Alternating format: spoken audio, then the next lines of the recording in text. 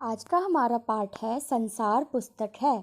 यह एक पत्र है और यह पत्र पंडित जवाहरलाल नेहरू जो कि हमारे पहले प्रधानमंत्री थे, उन्होंने अपनी पुत्री इंदिरा गांधी को लिखे थे। ये उन्हीं में से एक पत्र है। तो चलिए इसे पढ़ते हैं।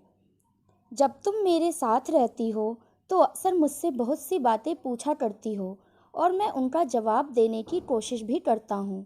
लेकिन अब जब तुम मसूरी में हो और मैं इलाहाबाद में, हम दोनों उस तरह बातचीत नहीं कर सकते।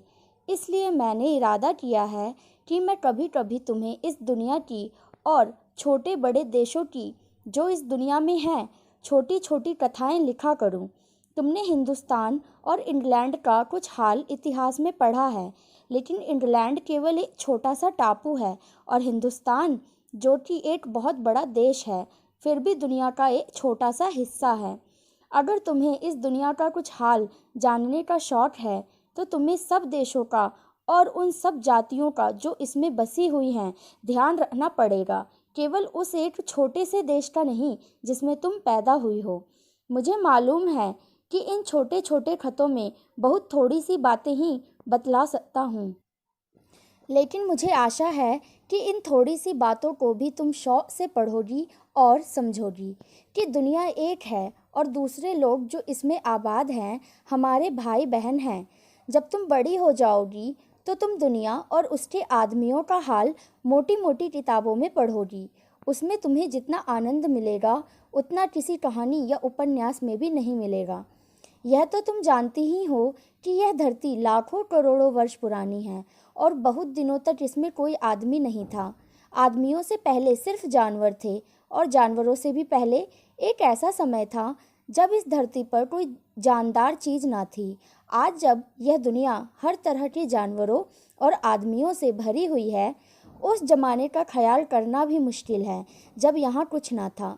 लेकिन विज्ञान जानने वालों और विद्वानों ने, जिन्होंने इस विषय को खूब सोचा और पढ़ा है, लिखा है कि यह एक समय ऐसा भी था जब यह धरती बेहद गर्म थी और इस पर कोई भी जानदार चीज़ नहीं रह सकती थी। और अगर हम उनकी किताबें पढ़ें और पहाड़ों और जानवरों की पुरानी चीज़ें, हड्डियों को गौर से देखें तो हमें खुद मालूम होगा कि ऐसा समय ज़रूर रहा होगा। तुम इतिहास की किताबों में ही पढ़ सकती हो, लेकिन पुराने ज़माने में तो आदमी पैदा ही ना हुआ था। किताबें कौन लिखता? तब हमें उस ज़माने की बातें कैसे मालूम हो? यह तो नहीं हो सकता कि हम बैठे बैठे हर एक बात सोच निकालें। यह बड़े ही मज़े की बात होती, क्योंकि हम जो चीज़ सोचते हैं या चाहते हैं और सुंदर परियों की कहानियाँ गढ़ लेते हैं, लेकिन जो कहानी किसी बात को देखे बिना ही गढ़ ली जाए, वह ठीक कैसे हो सकती है? लेकिन खुशी की बात तो यह है कि उस पुराने ज़माने की लिखी हुई किताबें ना हों, पर फिर भी कुछ ऐसी चीज़ें हैं जिनसे हमें उतनी ही बातें मालूम होती हैं जितनी कि किसी किताब से होती। ये पहाड़, समुद्र, सितारे, नदियाँ, जंगल, जानवरों की पुरानी हड्डियाँ और इसी तरह की और भी कितनी ही चीज़ें हैं जिनसे हमें दुनिया का पुराना हाल हाल मालूम हो सकता है। मगर हाल जानने का असली तरीका यह नहीं है कि हम केवल दूसरों की ही लिखी हुई किताबें पढ़ लें, बल्कि खुद संसार रूपी पुस्तक को पढ़ें। मुझे आशा है कि पत्थरों और पहाड़ों को पढ़कर तुम थोड़े ही दिनों में उनका हाल जानना सीख जाओगी। सोचो कितने मज़े की बात है, एक छोटा सा रोड़ा जिसे तुम सड़क पर या पहाड़ के नीचे पड़ा हुआ देखती हो, शायद संसार की पुस्तक का एक छोटा सा पृष्ठ हो। शायद उससे तुम्हें कोई नई बात मालूम हो जाए। शर्त यही है कि तुम्हें उसे पढ़ना आता हो। कोई ज़बान उर्दू, हिंदी या अंग्रेजी सीखने के लिए तुम्हें उसके अक्षर सीखने होते हैं। इसी तरह पहले तुम्हें प्रकृति के अक्षर पड़ेंगे, तभी तुम उसकी कहानी उसके पत्थरों और चट्टानों की किताब से पढ़ सकोगी। शायद अब भी तुम उसे थोड़ा थोड़ा पढ़ना जानती हो।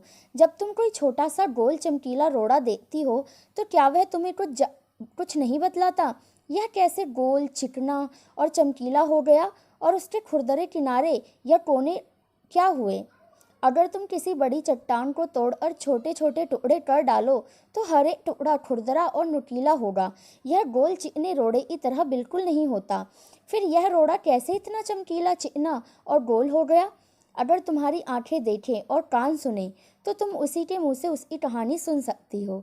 वह तुमसे कहेगा कि एक समय, जिसे शायद बहुत दिन गुजरे हों, वह भी एक चट्टान का टुकड़ा था। ठीक उसी टुकड़े की तरह उसमें किनारे और कोने थे जिसे तुम बड़ी चट्टान से तोड़ती हो। शायद वह किसी पहाड़ के दामन में पड़ा रहा, तब पानी आया और उसे बहाकर छोटी घाटी तक ले गया। वहां से एक पहाड़ी नाले ने ढकेलकर उसे एक छोटे से दरिया में पहुंचा दिया। इस छोटे से दरिया से वह बड़े दरिया में पहुंचा। इस बीच वह दरिया के पेंदे में लुढ़कता रहा, उसके किनारे घिस गए और वह चिकना और चमकदार हो गया। इस तरह वह कंकड़ बना जो तुम्हारे सामने है। किसी वजह से दरिया उसे छोड़ गया और तुम उसे पा गई। अगर दरिया उसे और आगे ले जाता तो वह छोटा होते होते अंत में बालू का एक जर्रा हो जाता और समुद्र के किनारे अपने भाइयों से जा मिलता, जहाँ एक सुंदर बालू का किनारा बन जाता जिस पर छोटे छोटे बच्चे खेलते और बालू के घरौंदे बनाते। अगर एक छोटा सा रोड़ा तुम्हें इतनी बातें बता सकता है तो पहाड़ों और दूसरी चीज़ों से जो हमारे चारों तरफ हैं हमें और कितनी ही बातें मालूम हो सकती हैं। तो यह पत्र लिखा है जवाहरलाल नेहरू ने, लेकिन इसका अंग्रेजी से हिंदी में अनुवाद किया है प्रेमचंद ने। चलिए इस पाठ के प्रश्न उत्तर कर लेते हैं। पहला प्रश्न है, लेखक ने प्रकृति के अक्षर किन्हें कहा है? लेखक ने पेड़ पौधों, पत्थरों, नदियों, जंगलों, हड्डियों आदि को, प्राकृतिक चीज़ों को प्रकृति के अक्षर कहा है। दूसरा प्रश्न है कि लाखों करोड़ों वर्ष पहले हमारी धरती कैसी थी? लाखों करोड़ों वर्ष पूर्व हमारी धरती बहुत गर्म थी, इस पर कोई भी जीव नहीं रह सकता था। प्रश्न नंबर 3 है कि दुनिया का पुराना हाल किन चीज़ों से जाना जाता है? कुछ चीज़ों के नाम लिखो। उत्तर, दुनिया का पुराना हाल पहाड़, समुद्र, नदियाँ, जंगल के जानवरों की पुरानी हड्डियाँ, पत्थर के टुकड़ों से जाना जाता है। प्रश्न 4, गोल चमकीला रोड़ा अपनी क्या कहानी बताता है? उत्तर, गोल और चमकीला रोड़ा दिखाई देने वाला रोड़ा पहले ऐसा नहीं था। पहले वह चट्टान का टूटा हुआ नोकीला खुरदरा टुकड़ा था। बारिश के पानी में बहकर वह छोटी घाटी तक आया। पानी के साथ निरंतर ढकेले जाने के कारण उसके कोने घिसकर गोल और चमकदार बन गए। प्रश्न 5, गोल चमकीले रोड़े की यदि दरिया और आगे ले जाता तो क्या होता? विस्तार से उत्तर लिखो।